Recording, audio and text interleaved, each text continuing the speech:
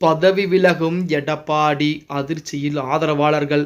நண்பர்களே, அதிமுக தொண்டர்களாக இருந்தீங்க அப்படின்னா மறக்காம நம்ம சேனலை சப்ஸ்கிரைப் பண்ணிட்டு இந்த வீடியோக்கு ஒரு லைக் பண்ணிருங்க. அனைத்து இந்திய அண்ணா திராவிட முன்னேற்ற கழகத்தை பொறுத்த வரைக்கும் நம்ம அனைவருக்கும் தெரியும், எடப்பாடி பழனிசாமி பொதுச்செயலராக இருந்து கொண்டிருக்கிறார்.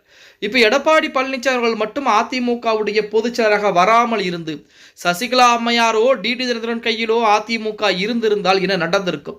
இந்த விட அதிகமாக வெற்றி வகை சூடி இருக்குமா? வாய்ப்புகளே கிடையாது. அதாவது மூன்றாம் இடமல்ல, அனைத்து இடங்களுமே டெபாசிட் என்பது கூட அதிமுகவிற்கு கிடைக்காமல் போயிருக்கும் அப்படின்னே கூட சொல்லலாம். இப்பொழுது நாம் தமிழர் கட்சி எப்படி கடந்த தேர்தல்களில் 8% வாக்கு வைத்திருந்த கூடிய சூழலில் இப்பொழுது 4% குறைவான வாக்குகளை வைத்திருக்கிறது. அதே போலதான் அதிமுக நிலைமை என்பது இருந்திருக்கும். அது மட்டுமல்லாமல் அதிமுக ஒரு குடும்ப கட்சியாக மாற்றம் செய்யப்பட்டிருக்கும். ஆனால் எடப்பாடி பழனிசாமி அவரால் முயன்ற வரைக்கும் எவ்வளவோ வேலைப்பாடுகளை பார்த்தாலுமே தமிழகத்தை பொறுத்த வரைக்கும் புதிய புதிய கட்சிகளுடைய வரவு, அது மட்டுமல்லாமல் திமுகவுடைய பித்தலாட்டங்கள் அனைத்தும் சேர்ந்து தற்சமயம் அதிமுகவிற்கு அது மிகப்பெரிய ஒரு தோல்வியாக அமைந்திருக்கிறது அப்படின்னே கூட சொல்லலாம். எது எப்படி இருந்தாலும் அதிமுகவை பொறுத்த வரைக்கும் இந்த 2026 சட்டமன்ற தேர்தலில் மிகப்பெரிய வெற்றி வாய்ப்பு வர சொல்லக்கூடிய ஒரு கட்சியாக இருந்திருக்க வேண்டும். இருந்த போதிலும் தமிழக மக்களுடைய தீர்ப்பை நாம் அனைவரும் ஏற்றுக்கொண்டுதான் ஆக வேண்டும். இப்படிப்பட்ட ஒரு சூழ்நிலையில் அதிமுகவிலே நமது எடப்பாடி பழனிசாமி பதவி விலக இருக்கிறார். பதவி விலக வேண்டும் என தற்போது சசிகலா அம்மையார் போர்க்கொடி உயர்த்தி இருக்கிறார் என செய்திகள் என்பது இணையதளங்களிலே உலா வந்து கொண்டிருக்கிறது. சசிகலா அம்மையாரை பொறுத்த வரைக்கும் இந்த தேர்தலிலே அதாவது ராமதாசுடன் கூட்டணி வைத்து போட்டி போட்டார். ராமதாசுடன் கூட்டணி வைத்து போட்டி போடக்கூடிய அந்த வேளையிலும் எந்த ஒரு தொகுதியிலும் வெற்றி வகை சூட கிடையாது அப்படின்னே கூட சொல்லலாம். அப்படி இருக்கக்கூடிய எந்த வேளையிலும் எடப்பாடி பழனிசாமி அதிமுகவில் இருப்பதனால் தான், அதிமுகவில் பொதுச்செயலராக எடப்பாடி பழனிசாமி இருப்பதால் தான் தற்சமயம் அதிமுக மிகப்பெரிய ஒரு தோல்வியை செய்துக் கொண்டிருக்கிறது.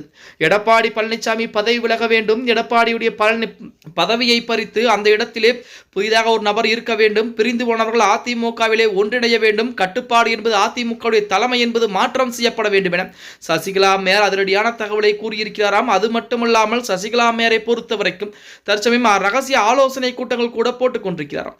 தமிழக வெற்றி கழகம் என்பது எப்படியும் ஆட்சி அமைத்து விடும், ஆட்சி அமைத்தால் எடப்பாடி பழனிசாமியை இதை வைத்து எப்படியும் காலி செய்து அதிமுகவை தன்னுடைய கட்டுப்பாட்டுக்குள்ளே கொண்டு வந்து குடும்ப கட்சியாக மாற்றி இன்னும் 10 துண்டுகளாக உடைத்து விடலாமா அப்படிங்கிற மாதிரி ரகசிய ஆலோசனைகள் கூட செய்து கொண்டிருப்பதாக இணையதளங்களிலே செய்திகள் என்பது உலா வந்து கொண்டிருக்கிறது. எது எப்படி இருந்தாலும் 2026 சட்டமன்ற தேர்தலில் அதிமுகவிற்கு தோல்வி என்பது நிரந்தரமான ஒன்று கிடையாது.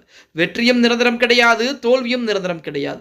200 தொகுதியிலே ஜெயிப்போம் என சொன்ன திமுக தற்சமயம் எப்படி இருக்கிறது? குளத்தூர் தொகுதியிலே ஸ்டாலினே தோல்வியை தழுகியிருக்கிறார். ஆனால் எடப்பாடி தொகுதியிலே எடப்பாடி பழனிசாமி தோல்வியை தழுவவில்லை, மாபெரும் வாக்கு வித்தியாசத்திலே வெற்றி வகை சூடியிருக்கிறார் அப்படின்னே கூட சொல்லலாம். இப்படிப்பட்ட ஒரு சூழலில் அதிமுக இருக்கக்கூடிய முக்கியமான தலைவர்களை வைத்து அதிமுக எடப்பாடி பழனிசாமி பதவி விலக வேண்டும் என தற்சமயம் சசிகலா அம்மையார் கோரிக்கை வைத்திருப்பதை பற்றி உங்களுடைய கருத்துக்களை கீழே மறக்காம கமெண்ட் பாக்ஸ்ல பதிவு நண்பா. ஓகே கைஸ், வீடியோ பிடிச்சிருந்தா லைக் அண்ட் சப்ஸ்கிரைப் பண்ணிக்கங்க.